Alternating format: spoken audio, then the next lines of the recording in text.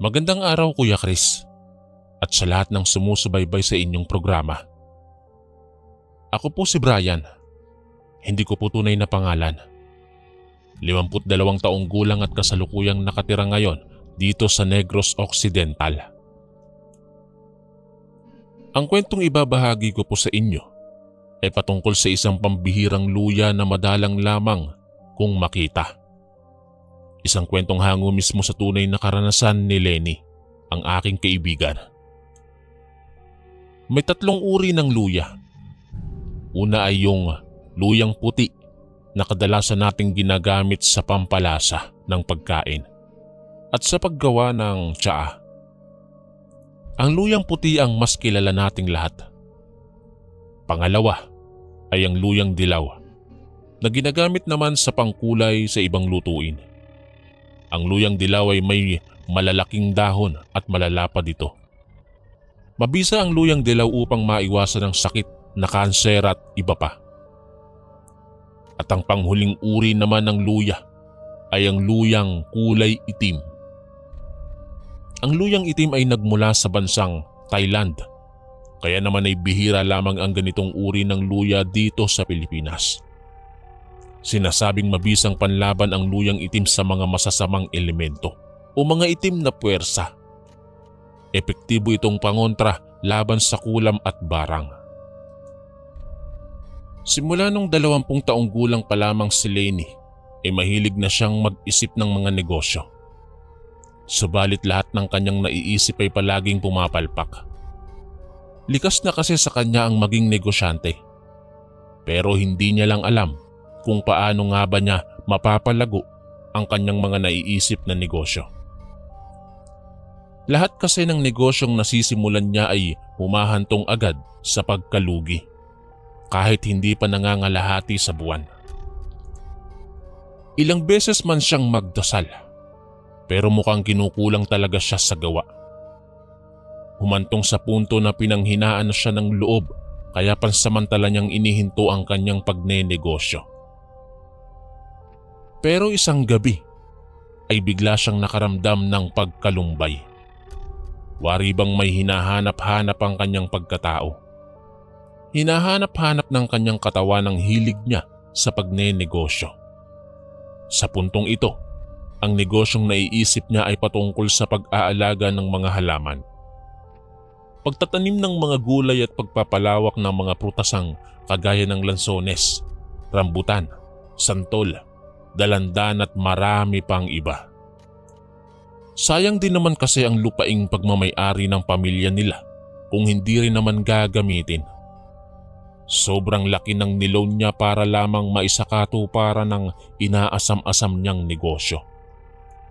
Naisipan kasi ni Lenny na agrikultura ang pangunahing kadluan ng mga tao ng mga pangangailangan. Kaya araw-araw ay tiyak na malaking pera ang papasok sa kanya. Nung una ay nahirapan pa siya sa pag-aalaga ng mga halaman. Kumuha na rin siya ng mga trabahanteng inupahan niya sa pagtatanim. Buong akala ni Lenny ay malulugi na naman siya. Pero laking tuwa niya nang naging maganda ang daloy ng kanyang negosyo. Maraming taon ang iginugol niya hanggang sa tuluyan na niyang makamit ang kanyang pangarap na masaganang pagtatanim. Sa edad na 29, ay nakapundar agad siya ng sariling bahay at sasakyan. Nagawa niya na ring makabili pa ng ibang lupa.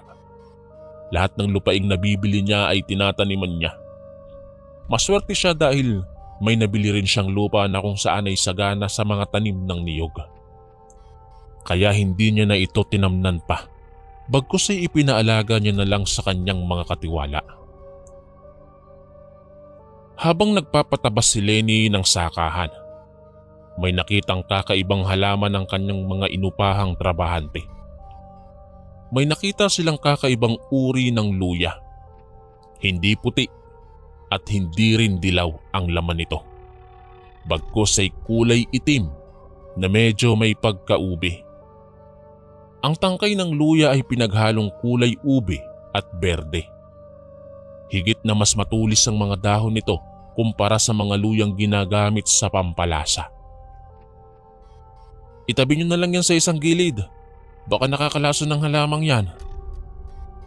Utos ni Lenny sa mga tauhan.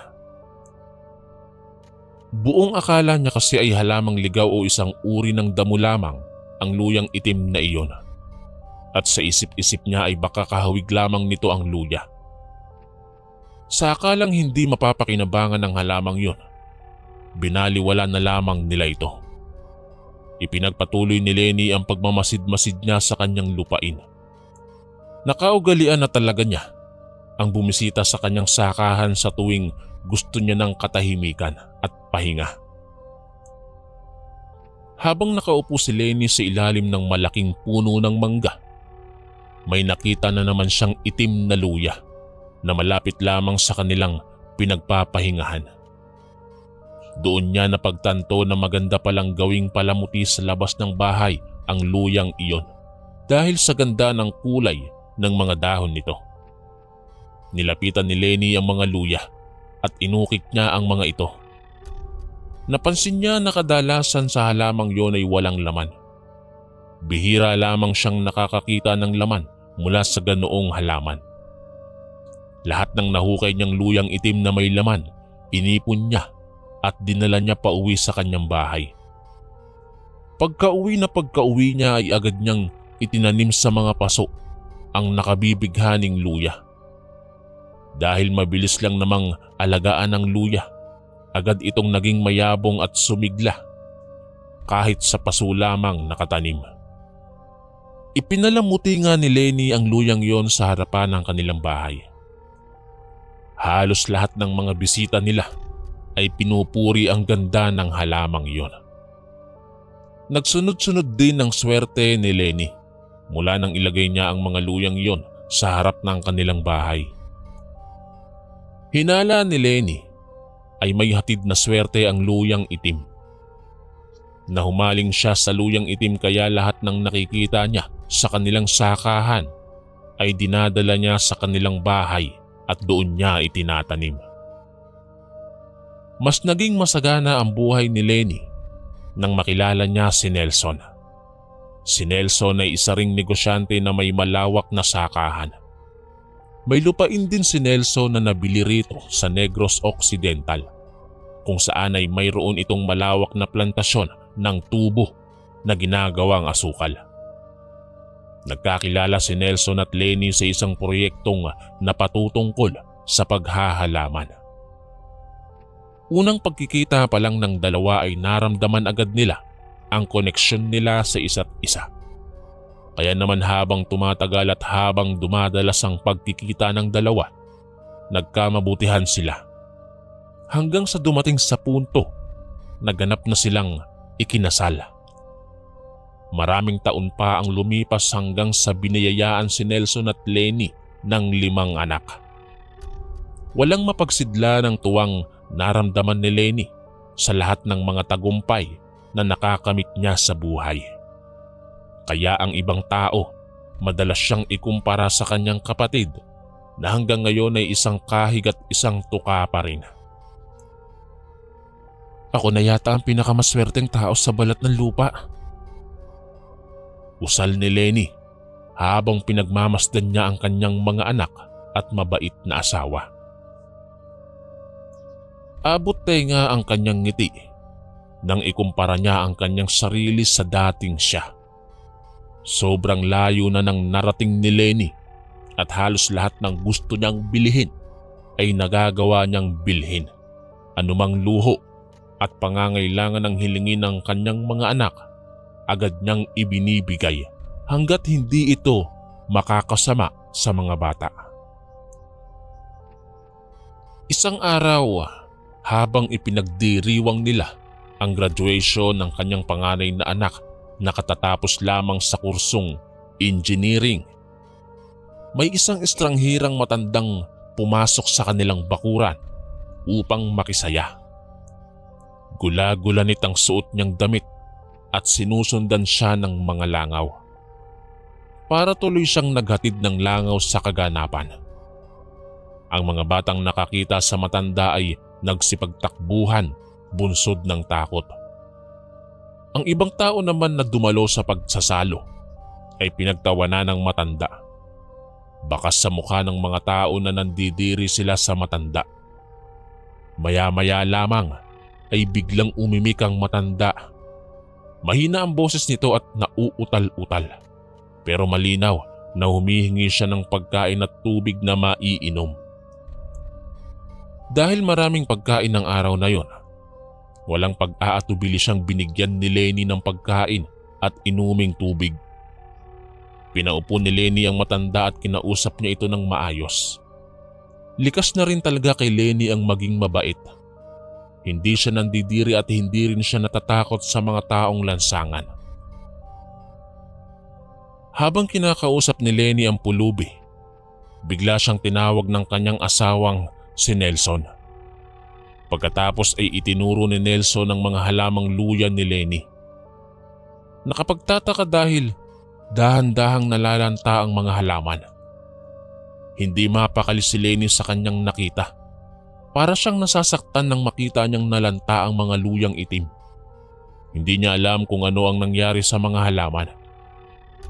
Nang muli niyang ibaling ang kanyang tingin sa matandang pulubi, mas nagulat siya dahil bigla na lamang kasing naglaho sa kanyang paningin ang figura ng matanda. Hindi naman nila nakitang lumabas ang matanda pero kusang nawala yun. May mga alaga ka palang luyang itim, Mare. Alam mo bang maganda ang luyang iyan? Lalo na sa mga kagaya mong mayaman.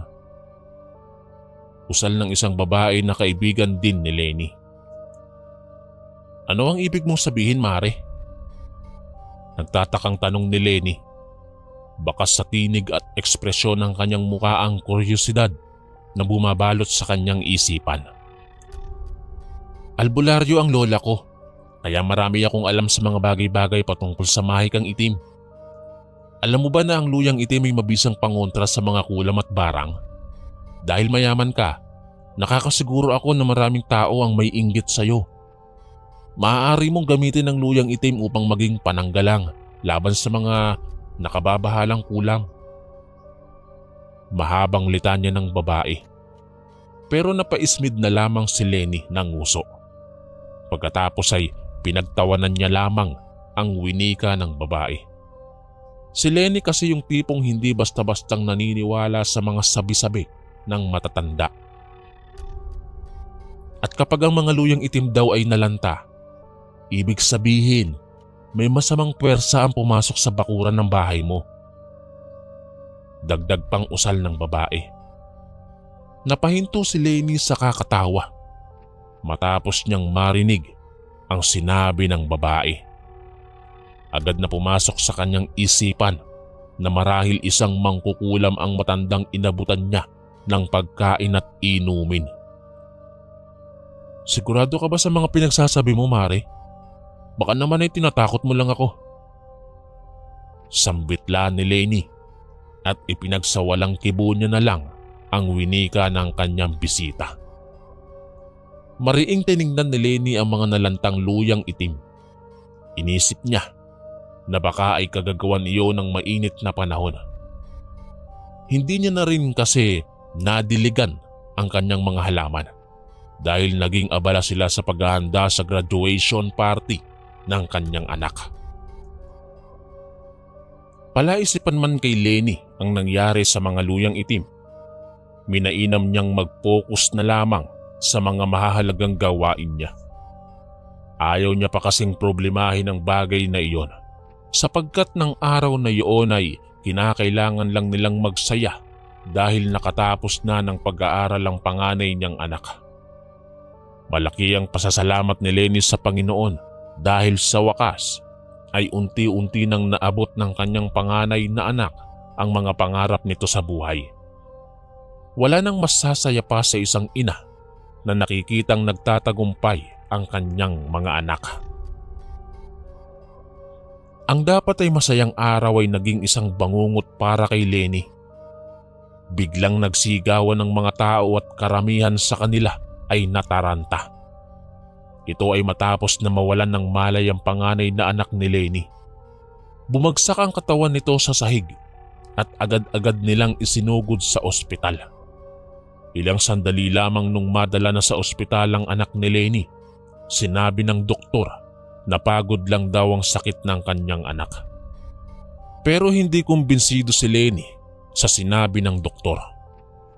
Pinagdidiinan niyang hindi lang pagod ang dahilan sa nangyari sa kanyang anak. Upang siya ay maniwala, inulit ng doktor ang pagsusuri sa pasyente.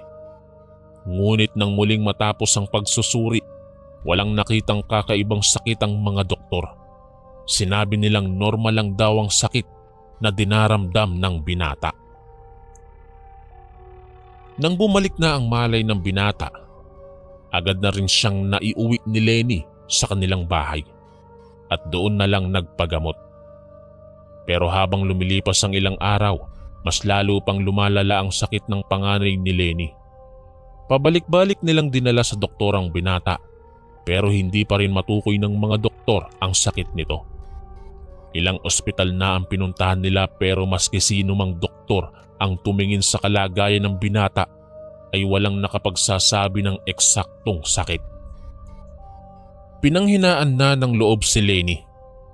Hindi na nila malaman ang hakbang na gagawin para mapagaling ang kanilang anak. Dumating sa punto na nangitim na ang labi ng binata. Nahirapang huminga na sa kalaunan ay humantong sa pagkamatay nito. Sa kasagsagan ng burol ay may matandang nakita si Lenny. Ang matandang ito ay nasa labas ng kanilang bahay. Pasulyap-sulyap habang may telang itim na nakatabon sa ulo nito. Hindi mawari ni Lenny kung sino ang matandang iyon dahil wala namang matanda sa kanilang lugar na mahilig magsuot ng purong kulay itim. Nakapagtataka lang din dahil wala namang kaibigang matanda ang panganay na anak ni Lenny. Inisip na lamang niya na siguro ay taong may mabuting puso lamang ang matandang iyon, kaya naroon sa burol. Mula sa kinauupuan ay pinahid ni Lenny ang kanyang mga luha at pinuntahan niya ang matanda. Pero nang makita ng matanda na lalapit si Lenny sa kanyang kinaroroonan, biglang tumalikod ang matanda at patakbong umalis sa lugar. Labis ang pagtataka ni Lenny sa kakaibang ikinilos ng matanda. Imbis na habulin ay minainam na lamang ni Lenny na bumalik sa dati niyang pwesto upang bantayan ng kabaong ng kanyang anak. Ilang sandali pa lamang ang lumipas ay natanaw niya na naman ang matanda sa labas. Para bang hindi yun mapakali at napakalikot ng mga pinagkikilos. Nagmamasid ang matanda na tila bang naghahanap lamang ng akmang pagkakataon upang makapasok sa loob. Tumayo ulit si Lenny sa kanyang kinauupuan upang sana ay tingnan ulit kung sino ang matandang iyon. Pero katatayo niya pa lamang ay agad nang umalis ang matanda. Wala pang isang oras ay muli na namang bumalik ang matanda. Dahil sa inis at labis na pagtataka, palihim na nagtungo si Lenny sa labas ng gate. Dahan-dahan siyang naglakad papunta sa kinaroroonan ng matanda habang siya ay nagtatago sa mga halamanan at sa dilim. Nang magkaroon ng tamang pagkakataon, agad siyang lumundag patungo sa matanda. Hinablot niya ang tela na nakasapin sa mukha ng matanda. Doon ay harapan niyang nakita ang mukha ng ali. Kahawig nito ang pulubi na nagtungo sa kanilang bahay nung araw ng selebrasyon nila. Nang titigan ni Lenny ang mga mata ng matanda, dito niya nakumpirma na ang matanda at ang pulubi ay iisa. Mahigpit na hinawakan ni Lenny ang braso ng matanda. Nagpupumiglas ito at gustong-gustong makawala sa mahigpit na pagkakakapit ni Lenny. Ikaw ang pumatay sa anak ko. Pinatay mo ang anak ko. Anong kasalanan namin sa'yo? Sino ka ba? Sunod-sunod na usal at tanong ni Lenny. Subalit mistulang pipi ang matanda. Hindi siya umiimik. Kahit na anong salita ay walang lumabas sa bibig ng matanda. Sa hindi maipaliwanag na pangyayari, ay bigla na lamang na naging purong itim ang mata ng matanda. Naging kakilakilabot ang mukha nito na ikinaatras ni Lenny. Nakaramdam si Lenny ng takot. Tila bang nawalan siya ng lakas kung kaya naman ay nabitiwan niya ang braso ng matanda. Nandito ako upang makatiyak kung tagumpay ko na bang napatay ang anak mo. Usal ng matanda at saka ito naglakad ng mabilis.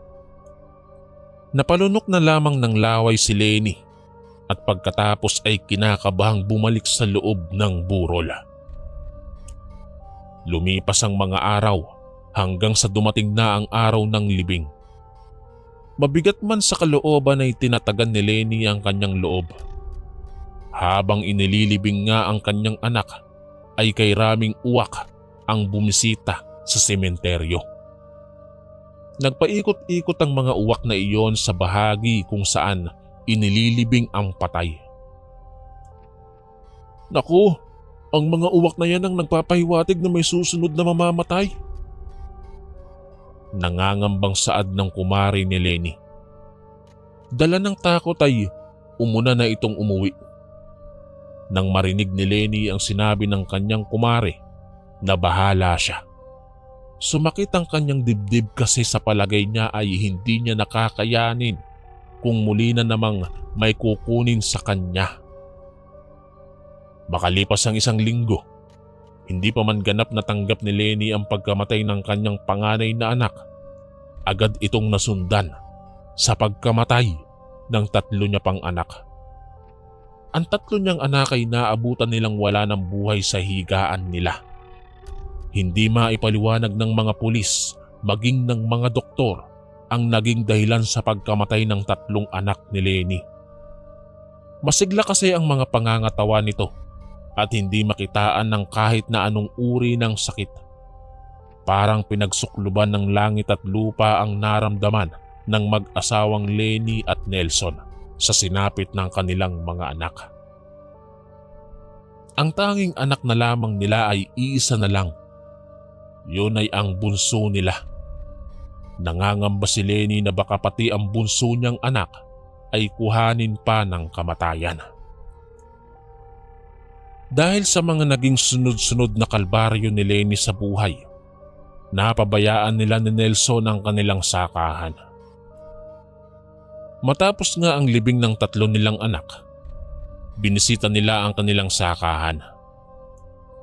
Sa kanilang pagbisita, ang naabutan nila ay tuyot na lupa at lantang mga halaman. Para bang naglaho na ang mga nooy, pinaghirapan ni Lenny na palaguin. Tanaw niya sa kalayuan ng mga uwak na nagsisiliparan sa kanilang naabandonang sakahan. Dahil sa sakit ay hindi na napigilan pa ni Lenny ang pag-agos ng mga taksil niyang luha. Yakap-yakap niya ang kanyang asawang si Nelson habang humahagulgol. Maya-maya lamang, isang balita ang gumulantang sa mag-asawa. Tumatakbo palapit sa kanila ang kanilang isang katulong. Nagmamadali ang katulong habang ang mukha nito ay kababakasan ng pagkatuliro. Madam, sir, patay na po si Lionel. Nagbigti po siya. Sambit ng katulong. Napaluhod na lamang si Lenny sa kanyang narinig. Si Lionel ay ang 16 na taon at bunso nilang anak. Hindi nila mawari kung bakit nangyayari sa kanilang mag-asawa ang kalbaryong yun. Kahit mababait naman silang tao.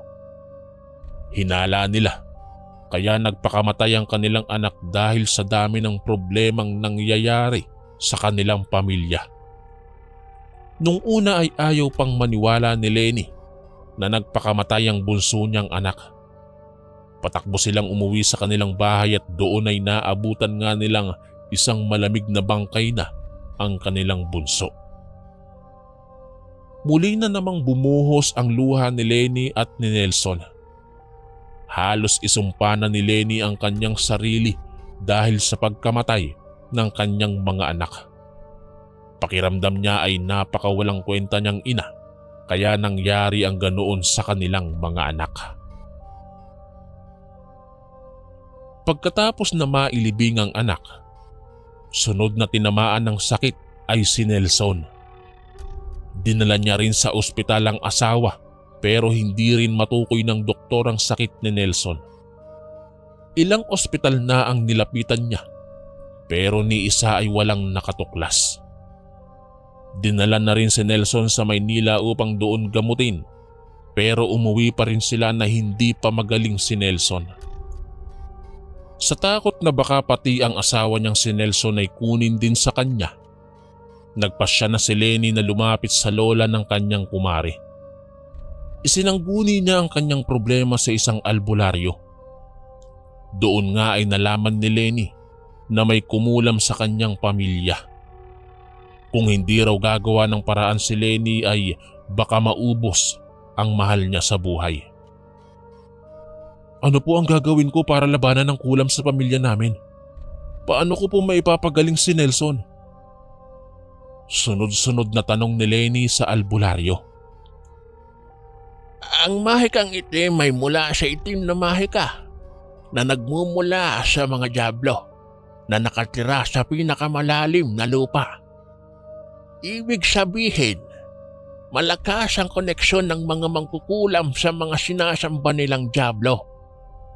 Ako bilang isang albularyo, naniniwala akong narito na sa mundo natin ang mga pananggalang na magsisilbi nating panlaban sa mga masasamang puwersa. Naniniwala akong nasa kalikasan ng sagot sa mga problema mo, sapagkat ang kalikasan ay handog ng makapangyarihan nating Diyos. Mahabang litanya ng albularyo. Kumuha ito ng isang makapal na libro. Isang antigong libro na nababalutan ng alikabok. Halatang matagal nang hindi nagagamit. Nang buklatin ng albularyo ang libro, tumambad doon ang iba't ibang halaman na nagtataglay ng mga kakaibang enerhiya na magsisilbing pangontra sa mga barang at kulam. May nakita rin si Lenny na mga kakaibang bato na nagmumula sa iba't ibang bahagi ng mundo at mga hayop. Agaw pansin nga ang isang halaman na nakasulat sa libro. Luyang itim. Isa ang luyang itim na magsisilbi mong pangontra upang itaboy ang barang. Pagkasabi pa lamang ng albularyo, agad na sinabi ni Lenny na mayroong luyang itim sa kanilang sakahan. Natuwa naman ang albularyo dahil mas magiging madali na ang gagawin nila. Hindi na sila nag-aksaya pa ng oras at tumungo sila sa bahay nila Lenny. Nagpakulo sila ng luyang itim sapagkat sa pamamagitan nito ay makokontra ang barang. Malakas kasi ang enerhiya na taglay ng luyang itim na tiyak na ikasasawi ng mambabarang na umaatake kina Lenny. Nang kumulo na ang luyang itim, ay sinabayan ito ng albularyo ng mga dasal. Nagsilabasan sa katawan ni Nelson ang mga usok na itim. Dahan-dahang nanumbalik ang sigla ni Nelson dahil sa ginawa ng albularyo. Pagkatapos noon ay nalaman ng albularyo na ang nagpabarang sa pamilya ni Lenny ay ang kapatid ni Lenny na naiinggit sa buhay na kanyang tinatamasa. Madalas kasing ikumpara si Lenny sa kanyang kapatid, kaya ito ang naging dahilan kung bakit pinakulam si Lenny ng kanyang kapatid. Pagkatapos na malaman ng lahat, nag-alburuto si Lenny. Pinuntahan niya ang kanyang kapatid sa tirahan nito pero wala na roon ang kanyang kapatid. Lumipat na raw ng tirahan at walang sino man ang nakakaalam kung saan na ito naglalagi ngayon. Sa kasalukuyan, unti-unti nang nakakabangon si Lenny at si Nelson mula sa kalbaryo na pinanggalingan nila. Pinalawak din ni Lenny ang plantasyon nila ng luyang itim upang makasiguro sila na palagi na silang ligtas mula sa mga mapanudyong inggit. Hanggang dito na lang po Kuya Chris. Maraming salamat po sa pagbasa ng aking kwento. Ang inyong kaistorya, Brian.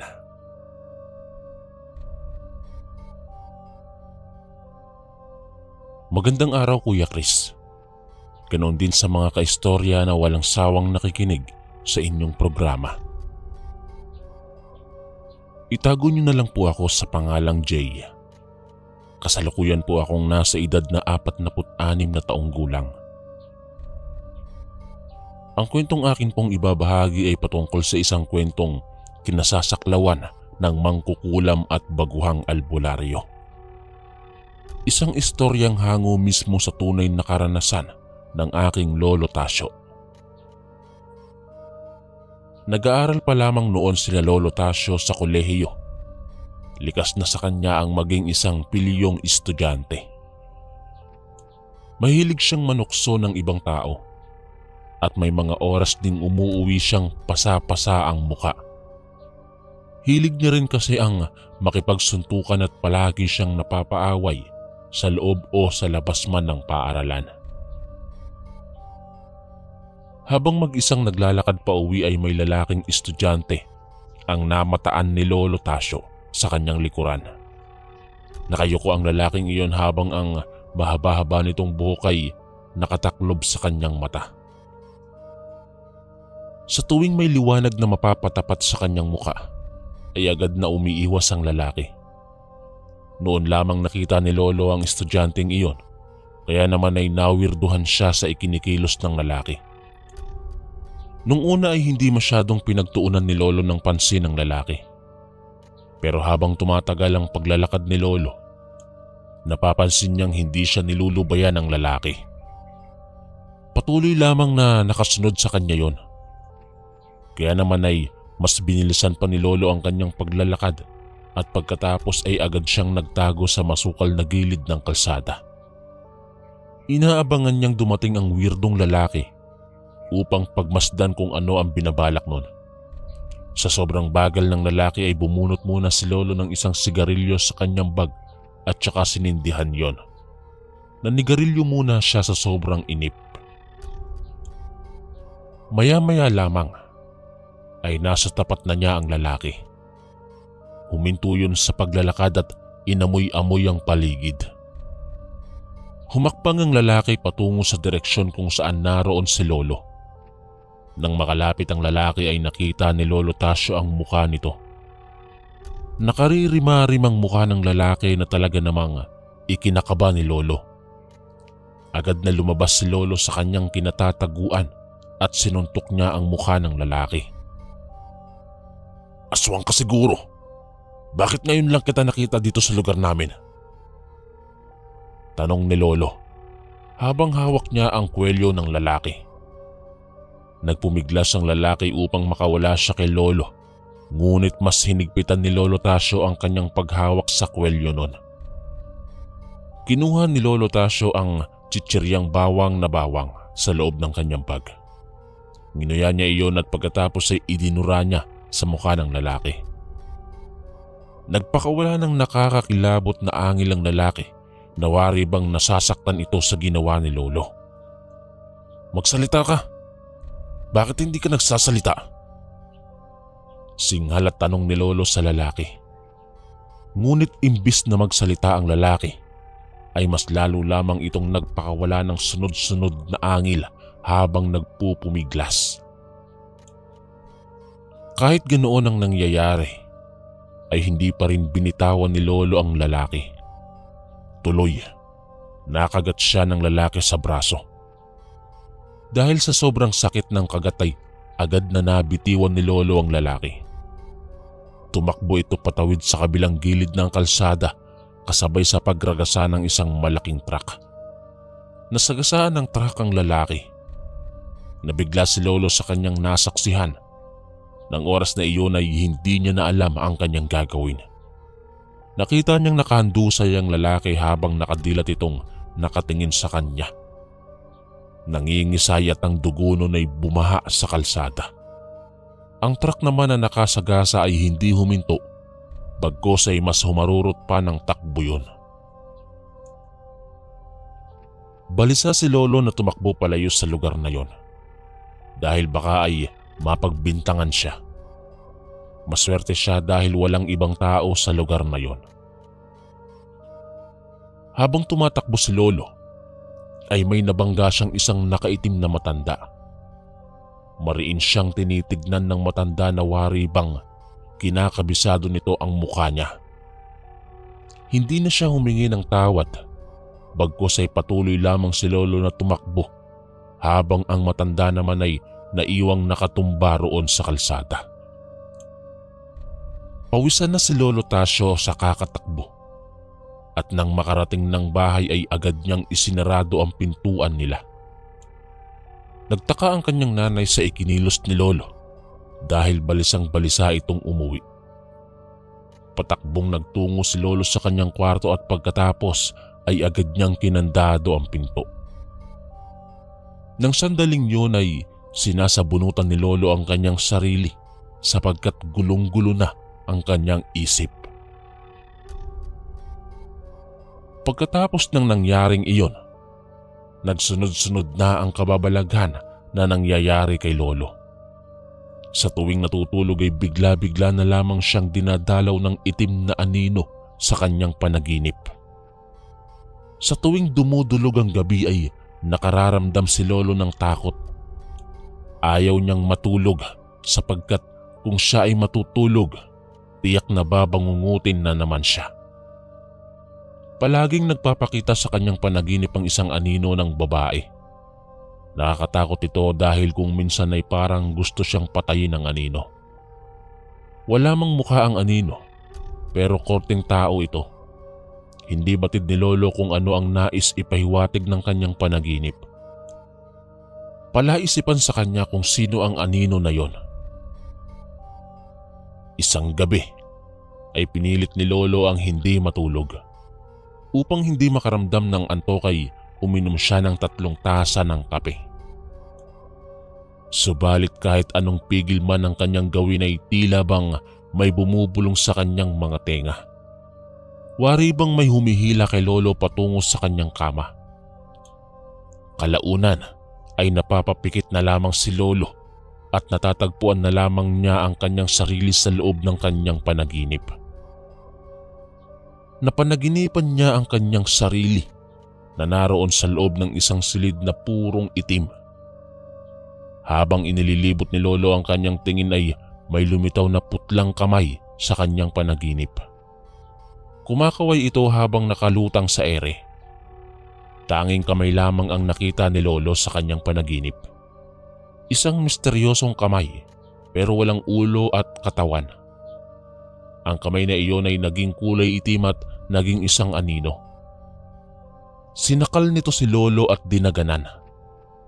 Dahil sa nakakakilabot na panaginip ay binabangungot na si Lolo. Sigaw si Lolo ng sigaw sa kanyang panaginip, pero tanging siya lamang ang nakakarinig ng kanyang sigaw. Pilit niyang iginagalaw ang kanyang katawan, pero hindi niya magawa. Buong akala ni Lolo ay mamamatay na siya pero mabuti na lamang at bigla siyang nagising. Pawis na pawis siyang bumangon habang ang kabog ng kanyang dibdib ay sukdulan ang bilis. Napatingin siya sa orasan upang tignan kung anong oras na. Nagulat siya nang malamang hating gabi pa lang. Ibig sabihin ay mahaba pa ang gabi, kaya kailangan niyang matulog ulit. Nagpigil na naman si Lolo ng antok. Kumuha siya ng sigarilyo at nilibang ang kanyang sarili. Nagawa niyang hindi makatulog ng gabing yon at nang sumapit ang umaga ay tsaka lamang siya bumawi ng tulog. Baka sa mukha ni Lolo ang hirap na kanyang dinadanas gabi-gabi. Nanlaki ang kanyang eyebag at hindi na rin siya pumapasok. Palagi siyang napapagalitan ng kanyang magulang dahil sa kakaibang ikinikilos niya. Pagkatapos nilang maghapunan, nang minsang inutusan si Lolo na maghugas ng mga pinggan, ay may natanaw siyang kakaiba sa labas ng kanilang likod bahay. Yari lamang sa kawayan ng kanilang banggera at lababo. Kaya naman nakikita ni Lolo kung may tao ba sa labas ng kanilang bahay. Napansin ni Lolo Tasyo ang isang babaeng nakasuot ng itim na nakatayo doon sa likod bahay nila.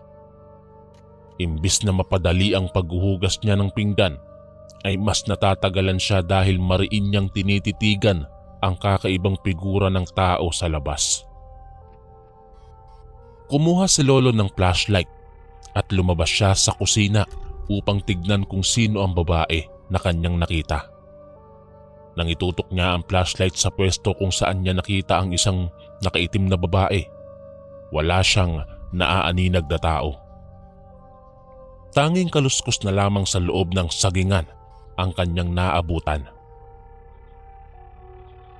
Bunsod ng hindi maipaliwanag na kaganapang yun, nagsitindigan ng balahibo sa braso at batok ni Lolo. Nanginginig ang kanyang katawan na naglakad pabalik sa loob ng kanilang bahay. Nang ihakbang niya ang kanyang paa sa hagdan na yari sa kahoy, ay may itim na kamay ang humawak sa kanyang binti. Agad na napatingin si Lolo sa kanyang paanan at nakita niya ang isang nakaririmarim na matandang babaeng nakasuot ng itim na mahabang seda. Nagsumigaw si Lolo at nagpakawala ng maraming padyak. Pagapang siyang pumasok sa loob ng kanilang kusina. Gulat at takot na takot siyang sinalubong ng kanyang magulang. "Anong nangyayari sa'yo?" tanong ng kanyang ina. Dala ng panginginig ay hindi agad nagawa ni Lolo ang magsalita. Wari bang pansamantalang naging paralisado si Lolo Tasyo dahil sa labis na takot na kanyang naramdaman. May matanda pong humawak sa binti ko," balisang tugon ni Lolo. Hinawakan at sinuri ng kanyang tatay ang binti ni Lolo Tasyo, ngunit walang bakas na hinawakan ng kung sino ang kanyang binti. "Nag-a-addict ka ba? Siguro dahil sa kababarkada mo kaya ka nagkakaganyan eh. Inutusan kang maghugas ng pinggan pero kung ano-ano ang inaatupag mo." Bulyaw ng tatay ni Lolo Tasyo. Tumayo si Lolo mula sa pagkakalupagi niya sa sahig at pilit siyang naglakad pabalik sa lababo. Kahit pa na malakas ang kabog sa kanyang dibdib, ipinagpatuloy niya ang kanyang paghuhugas. Hindi niya maiwasan ang hindi mapatingin ulit sa labas ng kusina. Doon ay may namataan na naman siyang isang matandang babae na nakatingin sa kanya. Yumuko na lamang si Lolo Tasyo habang naghuhugas. Nagkunwari siya na hindi niya nakikita ang matandang babae. Habang naghuhugas ng pinggan ay bigla na lamang nangisay si Lolo. Bumulagta siya sa sahig at nawala ng malay. Alalang-alala sa kanya ang kanyang nanay at tatay kaya agad siyang dinala sa pinakamalapit na ospital. Sa ospital ay nakita ng mga doktor ang iba't ibang pasa sa katawan ni Lolo. Puno rin ng kung ano-anong kalmot ang katawan ni Lolo Tasyo. Hindi malaman ng mga doktor kung ano ang sakit ni Lolo. Ayon sa mga doktor ay minor injury lang daw ang sakit ni Lolo. Maayos naman daw ang kondisyon ng ulo ni Lolo, puso at maging ang kanyang dugo. Marahil ay bunsod raw iyon ng pakikipagsuntukan ni Lolo dahil mahilig siya makipagbasag ulo. Niresetahan na lang ng doktor si Lolo at kinaumagahan ay agad siyang nakalabas ng ospital. Maayos namang umiinom si Lolo ng gamot na nireseta ng doktor. Pero imbis na gumaling ay mas lumala lamang ang sugat at mga pasa sa katawan ni Lolo. Nasundan pa iyon sa pananakit ng mga braso at binti ni Lolo Tasyo. Tila bang may kung anong tumutusok sa kanyang katawan. Madalas din na nararamdaman ni Lolo Tasyo na parang binabali ang kanyang braso at mga binti. Humantong nga sa pamamaga ng kanyang braso at binti, kaya hindi na magawa ni Lolo ang makapaglakad ng maayos. Palagi na lang siyang nakaratay sa higaan. Dahil doon ay naisipan ng kanyang magulang na ibalik si Lolo sa ospital. Pero mas lalo lamang na lumalala ang sakit ni Lolo Tasyo. Ang kanyang mga kuko ay nangingitim na parabang mabubulok na. Nagtuklapan din ang mga labi ni Lolo na wari bang naaagnas. Kahit hirap na si Lolo sa iniinda niyang sakit, hindi pa rin matukoy ng mga doktor ang sakit niya. Pinagpapasa-pasahan na siya ng mga ospital. Ngunit kahit na sino ay hindi nagagawang ibalik sa dati ang pangangatawan ni Lolo. Halos maubos na ang pera na ipon ng kanyang nanay at tatay. Pero hindi pa rin gumagaling si Lolo. Sa sobrang mahal ng mga binibili nilang gamot ay halos maubusan na sila ng pera. Ang sana'y pera na pambili nila ng bigas at ulam ay napupunta lamang sa pampagamot kay Lolo. Humantong sa punto na gusto na lamang ni Lolo ang mamatay. Isang gabi, habang nakahiga sa kanyang kwarto, ay naisipan ni Lolo na wakasan ang kanyang sariling buhay. Hindi niya nakasikayang tingnan na nahihirapan ang kanyang magulang nang dahil sa sakit niya. Inabot niya ang blade na naroon sa munting mesa na nasa kalapit ng kanyang higaan.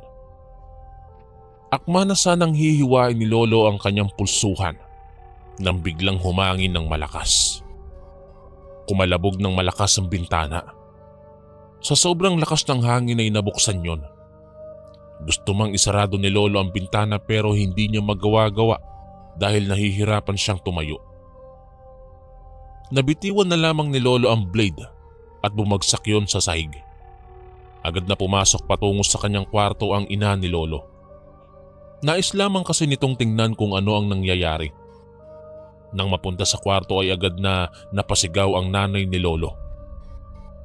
Naapakan kasi nito ang blade na naroon sa sahig. Halos maputol ang hinliliit na daliri sa paa ng nanay ni Lolo Tasyo. Nagkalat tuloy sa sahig ang dugo ng kanyang ina. Agad namang rumesponde ang tatay ni Lolo at mabilis ang ginamot ang sugat ng kanyang ina.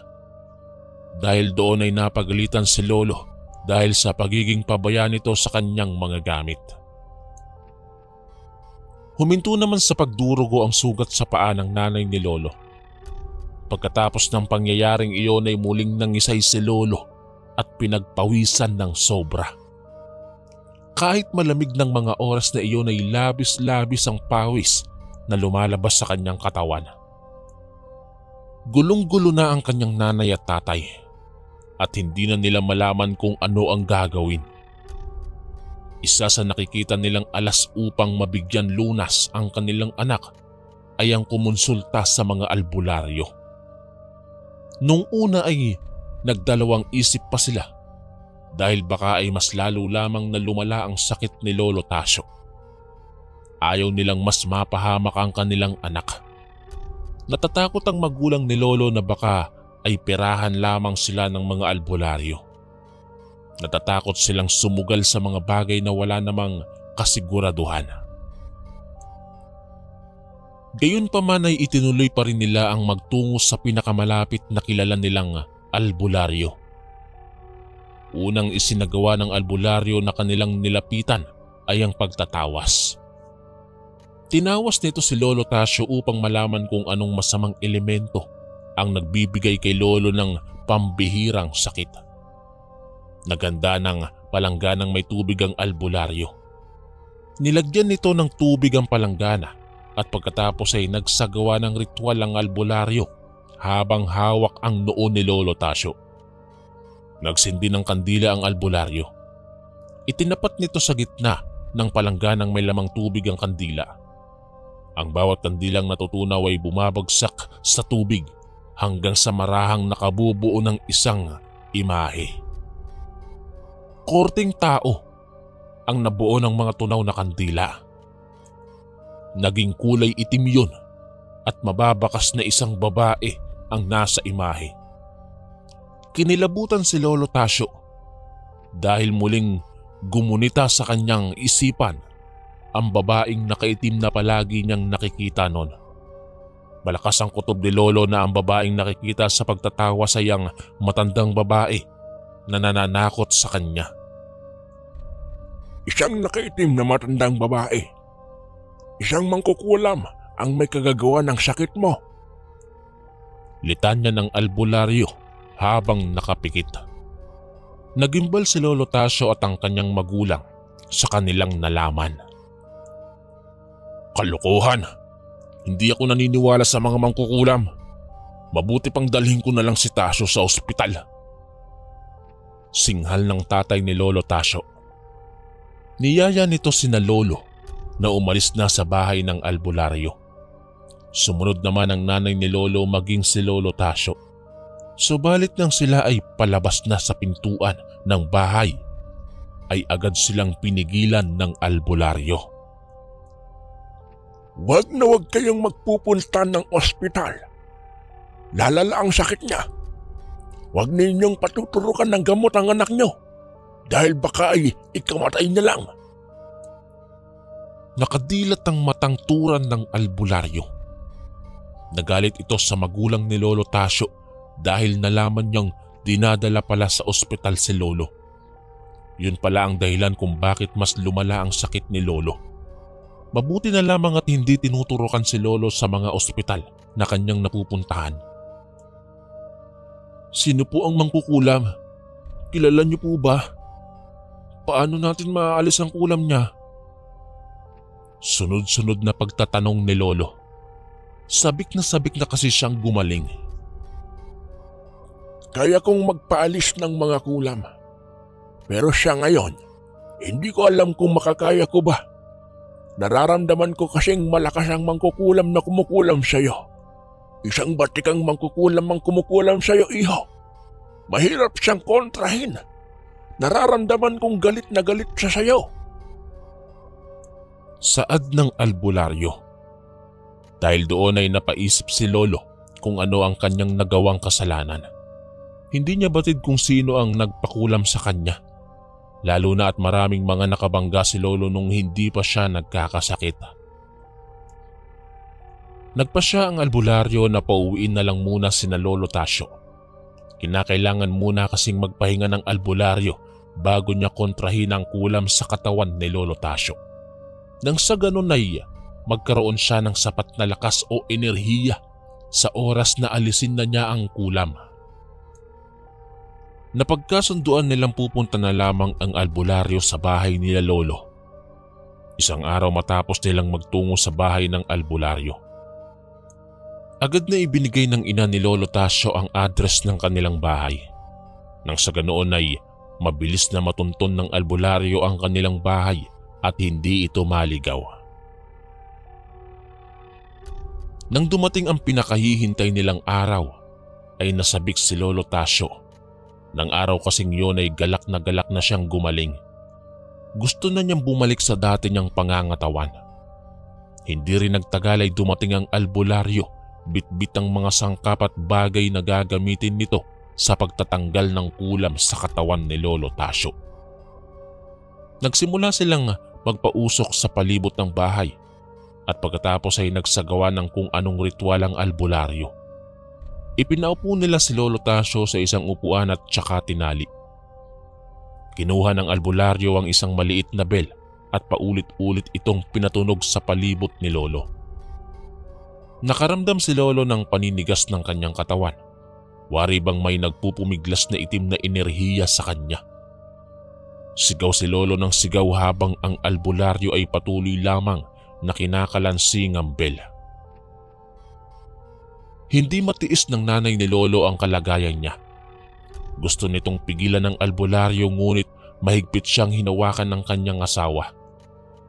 Maya-maya lamang ay may itim na usok ang biglang lumitaw sa loob ng bahay. Nagpaikot-ikot ito sa katawan ni Lolo at pagkatapos ay tumama sa dibdib ng albularyo. Tumalsik ang albularyo sa dingding at nawalan ng malay.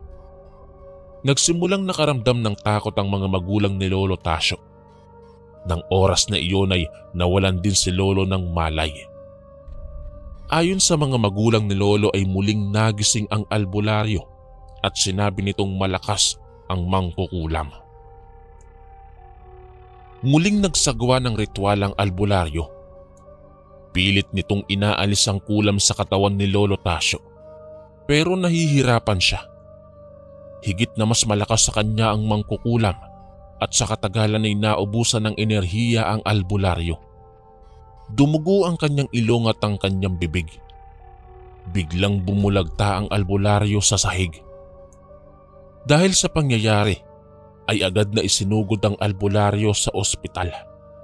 Pero hindi pa man umaabot ng paggamutan ay namatay na ang albularyo. Hindi nito nakayanan ang malakas na kapangyarihan ng mangkukulam. Pero ayon naman sa mga doktor, nagkaroon daw ng atake sa puso ang albularyo. Dahil sa pangyayari, ay napilitan ng magulang ni Lolo na maghanap ng ibang albularyo. Halos lahat ng albularyo na kanilang nahahanap ay nagsasabing pambihira daw ang lakas na taglay ng mangkukulam. Kung tutuusin, ay 5 albularyo na ang sumubok na subukang alisin ang kulam sa katawan ni Lolo Tasyo. Halos maubos na ang mga albularyo sa kanilang lugar. Dahil sa pangyayaring iyon ay mas lalo lamang silang naniwala na isang mangkukulam ang may kagagawan sa sakit ni Lolo. Dahil sa pangyayari, ay maraming albularyo na ang tumangging tumulong kay Lolo Tasyo. Takot ang mga ito na kalabanin ng malakas na mangkukulam. Ayaw nilang mamatay rin dahil batikan na raw ang mangkukulam. Nahirapan tuloy sina Lolo na makahanap ng matapang na albularyo.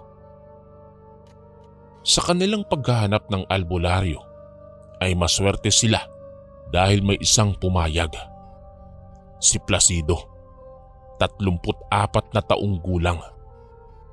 Si Placido ay anak ng albularyong nagretiro na sa paggagamot. Siya ang humalili sa kanyang ama. Nag-alinlangan sina Lolo sapagkat ang albularyo na iyon ay baguhan lamang.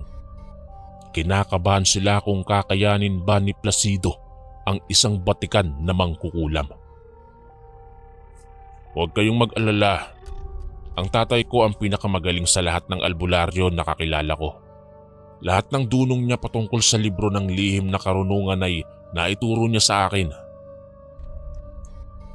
Salaysay ng baguhang manggagamot. Bahagyang napanatag ang loob ng magulang ni Lolo Tasyo. Dahil sa tinuran ng manggagamot ay nagkaroon sila ng pag-asa. Ipinagkatiwala nila kay Placido ang kalusugan ni Lolo. Nalusaw ang pag-aalinlangan nila sa dibdib. Umaasa sila na sana ay magtagumpay si Placido sa kanyang panggagamot. Hindi na sila nagsayang pa ng oras. Mula sa wheelchair ay inihiga nila si Lolo sa isang kama. Inumpisahan ng manggagamot na tawasin si Lolo Tasyo. Kagaya ng mga naunang manggagamot, isang mangkukulam na itim din ang nabuo ng bawat patak ng kandila. Nagtirik ang albularyo ng mga kandila sa pintuan at bintana, maging sa palibot ng kama na kinahihigaan ni Lolo Tasyo. Pinausukan nito ang buong bahay. Pagkatapos ay ibinuga ng manggagamot sa katawan ni Lolo Tasyo ang ilang usok. Hinawakan ni Placido ang palad ni Lolo upang magsagawa ng panghuhula. Kailangan kong alamin kung sino ang mangkukulam na kumukulam sa iyo. Nang sa ganun ay mabilis kong makontra ang kanyang itim na ritual. Usal ng batang albularyo. Pumikit siya habang ang kanyang palad ay nakadapo sa palad ni Lolo Tasyo. Nung una ay nahirapan ang albularyo na alamin ang pinanggagalingan ng itim na enerhiya sa katawan ni Lolo. Nang maglaon ay natuntun ng kanyang balintataw kung sino ang mangkukulam. Si Rosalinda. Si Rosalinda ang kumukulam sa iyo. Singhal ng albularyo. At isinulat nito sa isang antigong papel ang pangalan ng mangkukulam na si Rosalinda. Hindi batid ng albularyong si Placido na mangkukulam pala si Rosalinda. Ayon kasi sa pagkakaalam ni Placido, si Rosalinda ay isang puting mangkukulam. Kaya hindi niya lubos akalain na magagawa nitong magpasanib sa itim na salamangka. Galit. Galit ang nakikita kong dahilan kung bakit kanya kinulam. Anong kalokohan ba ang ginawa mo? Bakit mo pinatay ang apo ng mangkukulam na si Rosalinda? Hinang-hina at hindi na alam ni Lolo Tasyo ang kanyang gagawin sa mga oras na yon. Hindi niya akalaing ganoon pala kahusay ang albularyo.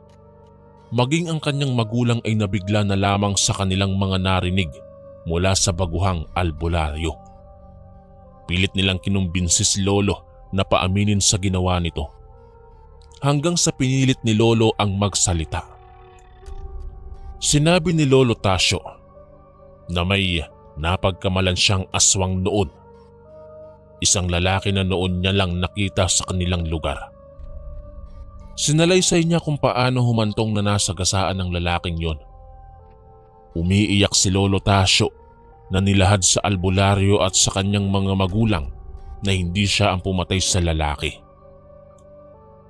Mariin niyang kinumbinsi ang albularyo at ang kanyang magulang na nasagasaan ng truck ang lalaki. Sinabi niya rin na noong oras na iyon ay may nakasalubong siyang matanda, isang babaeng nakaitim. Kinumpirma naman ng manggagamot na ang matandang nabanggit ni Lolo ay walang iba kundi si Rosalinda, ang batikang mangkukulam. Kilala ito sa pagiging mahusay at mabait na manggagamot. Marahil ay napagkamalan nitong si Lolo Tasyo ang pumatay sa nasagasaan niyang apo, kaya naman ay napag-initan niya si Lolo. Galit ang nagtudyo sa kanya kung bakit siya naging masamang mangkukulam. Iwinasiwas ng albularyo ang kanyang palaspas upang tulungan si Lolo Tasyo bago pa mahuli ang lahat. Sukdulan nitong ginamot si Lolo gamit ang dunong nito mula sa libro ng karunungan. Ibinuhos ng bagong albularyo ang kanyang buong lakas. Magawa niya lang na mabira ang itim na kapangyarihan ng batikang mangkukulam. Napaluhod na ang albularyo sa sahig dahil nararamdaman niyang kinakalaban siya ng mangkukulam. Bagaman baguhan pa lang si Placido sa larangan ng panggagamot, marami naman siyang alam na natutunan niya sa kanyang ama. Halos umangat na sa ere ang katawan ni Lolo Tasyo. Mabuti na lamang ay nakatali siya sa kanyang kinahihigaan. Ang ilang mga kandila ay muntik nang mamatay sa bigat ng enerhiya sa paligid. Sigaw siya ng sigaw at ramdam na ramdam ni Lolo Tasyo ang paghihirap ng sandaling yon. Sa katagalan ay nagawang talunin ng baguhang manggagamot ang itim na kapangyarihan ng batikang mangkukulam. Nawala ng malay si Placido sapagkat halos maubos na ang kanyang lakas. Naramdaman ni Lolo na bahagyang bumuti ang kanyang pakiramdam. Pinunasan ng kanyang ina ang butil-butil na pawis ni Lolo. Agad namang nilapitan ng ama ni Lolo ang bumagsak na albularyo. Ang buong akala nila ay hindi makakaligtas ang albularyo. Subalit malaki ang kanilang pasasalamat dahil matagumpay itong nakaligtas. Nabasag na rin ang kulam sa katawan ni Lolo Tasyo. Nang mga sumunod na araw, ay nagpasya silang puntahan ang kubol ng mangkukulam na si Rosalinda. Sinamahan sila ni Placido na magtungo sa lugar upang humingi ng tawad, pero wala na roon ang batikang mangkukulam. Ang tanging nadatnan nila ay ang duguang uniform na nakasampay sa labas ng bahay ni Rosalinda. Naging leksyon kay Lolo ang kaganapang yon. Dahil sa nangyari ay binago ni Lolo Tasyo ang kanyang ugali. Naging mabuti na siya sa lahat ng taong kanyang nakakasalamuha. Ayaw niyang maranasan ulit ang pasakit na ginawa sa kanya ng mangkukulam. Hanggang dito na lamang po. Maraming salamat po and God bless. Maraming salamat po mga kaistorya sa pakikinig. At kita-kits po ulit bukas para sa isa na namang nakakatakot na kwento. Ito po si Kuya Chris, ang inyong kaistorya. God bless po at ingat po lagi.